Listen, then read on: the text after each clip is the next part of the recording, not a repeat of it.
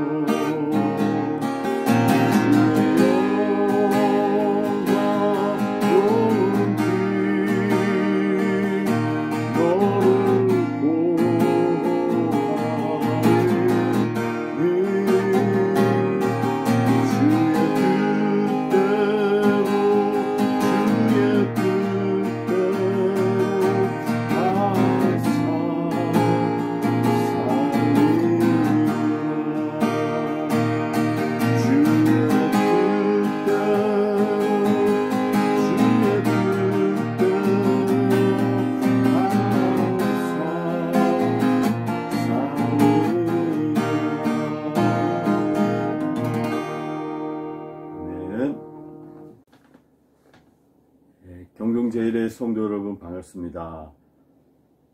이번 한 주도 벌써 다 지나가고 있습니다. 한 주간 평안하시고 또 은혜 중에 거하셨는지요? 오늘 함께 묵상할 말씀은 시편 52편 7절 8절 말씀입니다.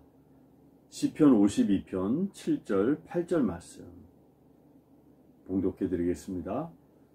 이 사람은 하나님을 자기 힘으로 삼지 아니하고 오직 자기 재물의 풍부함을 의지하며 자기의 악으로 스스로 든든하게 하던 자라 하리로다. 그러나 나는 하나님의 집에 있는 푸른 감람나무 같으며 하나님의 인자하심을 영원히 의지하리로다. 아멘. 제가 있는 목자실에는 고무나무 화분 한 개와 또 작년부터 좀 삭막한 것 같아서 스킨답서스라고 하는 식물들, 화분들을 좀 키우고 있습니다. 햇볕이 많지 않은 곳에서도 잘 자라고 또 뭐 공기 정화 기능 같은 것도 있다고 해서 키우는데, 사실 뭐 제가 키운다고 하기보다는 가끔씩 물 한번 주는 게 다입니다. 알아서 잘 크고 있는 것 같습니다. 여러분, 오늘 본문에도 식물이 하나 등장합니다. 바로 감람나무입니다. 오늘 본문에 나타나는 이 감람나무는 자기 힘을 의지하지 않고 하나님의 인자하심을 의지하는 사람을 일컬어서 하나님의 집에 있는 감람나무에, 푸른 감람나무에 비유하고 있습니다. 그러나 나는 하나님의 집에 있는 푸른 감람나무 같으며 하나님의 인자하심을 영원히 의지하리로다. 이렇게 말씀합니다. 여러분, 성경에는, 특별히 구약 성경에는 이 감람나무, 올리브나무라고 불리우는 이 감람나무가 많이 등장하고 있습니다. 감람나무에는 일반 나무와 다른 몇 가지 특징이 있다고 합니다.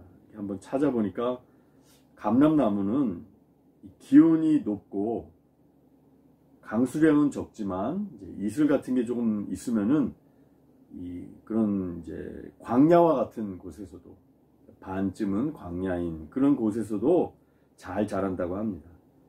그러니까 일반 식물들은 자라기 힘든 토양, 돌과 자갈, 모래가 섞인 그런 땅에서도, 그러니까 이제 성경 속에 팔레스타인 지역이죠. 성경의 배경이 되는 이스라엘 땅, 그곳에 최적화된 나무라고 할 수 있습니다.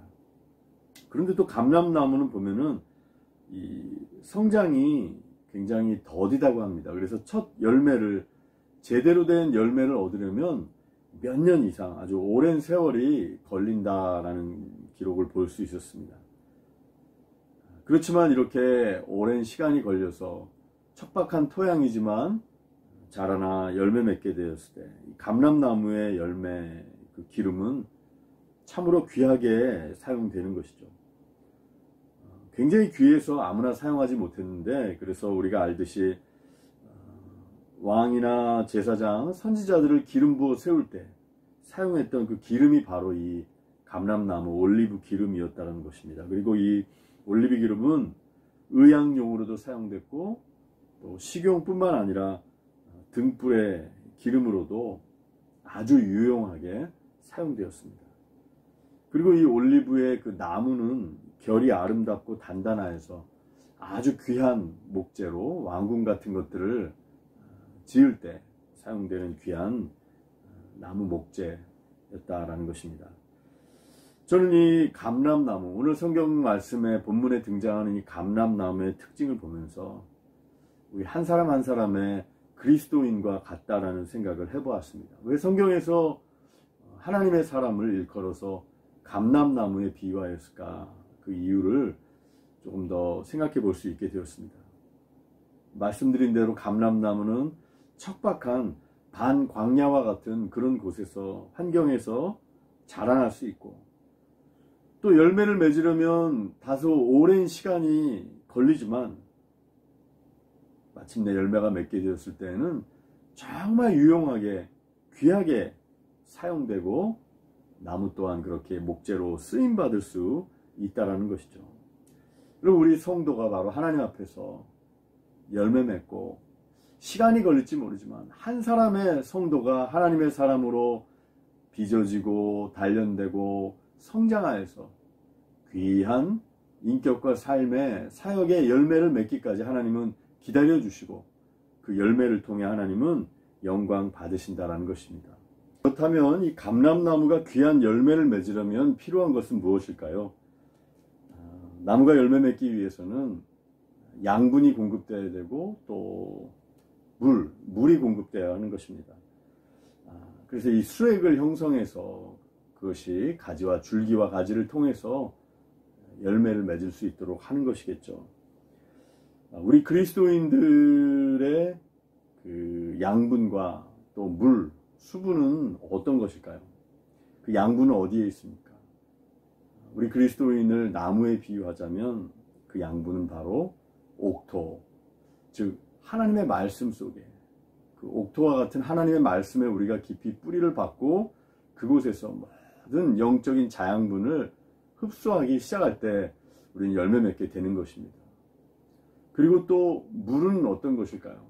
나무에게 물이 필요하듯이 우리 그리스도인들에게 있어서 물은 바로 성령님이십니다. 성령님을 통해서 우리가 생수의 강이 우리 안에서 흐르기 시작할 때, 성령 하나님을 통해서 우리에게 생명의 물이, 생수가 공급되기 시작할 때 저와 여러분은 귀한 열매를 그 생수를 통해서, 또 말씀을 통해 흘러나오는 우리가 공급받는 그 자양분을 통해서 우리는 열매 맺을 수 있게 되는 것입니다. 그렇게 될 때 우리는 감람나무처럼 열매 맺고 또 맺을 수 있게 되는 거죠.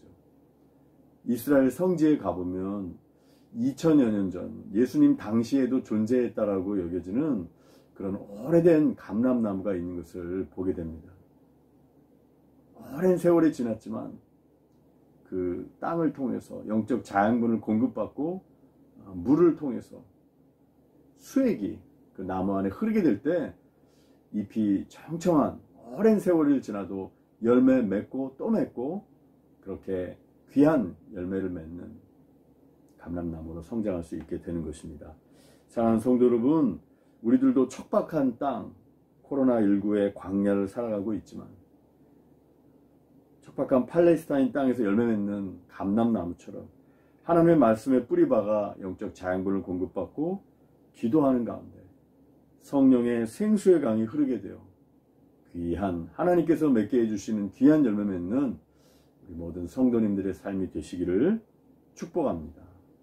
아멘. 기도하겠습니다.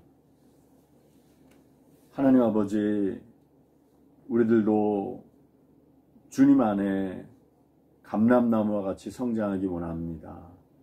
날마다 하나님의 말씀을 통하여 영적인 양분을 공급받게 하여 주옵시고, 우리가 기도하며 주님께 나아갈 때, 포도나무 대신 주님께 꼭 붙어 있을 때 성령의 생수의 강이 우리에게 날마다 흐르게 하여 주시옵소서.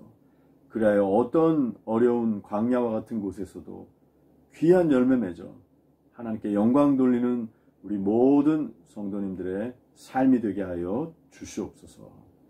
감사와 찬양을 올려드리며 예수님의 이름으로 기도드립니다. 아멘.